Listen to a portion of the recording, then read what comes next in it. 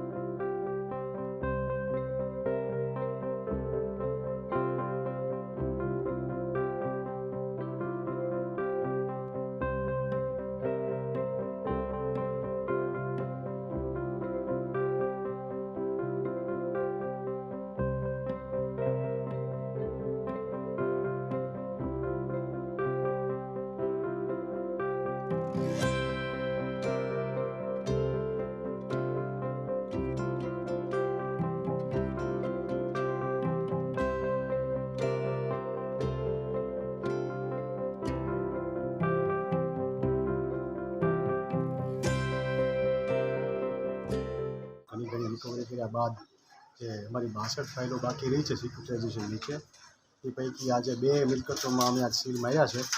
એક કૈલાસનગર ભરતનગર તથા એક આ રાજપૂતવાડામાં બંને બાકીદારોના પૈસા ઘણા વખતથી ભરતા ન હતા એટલે અમે આજે એમની મિલકતને જપ્ત કરી અને એમને મિલકતોને સીલ માર્યા છે।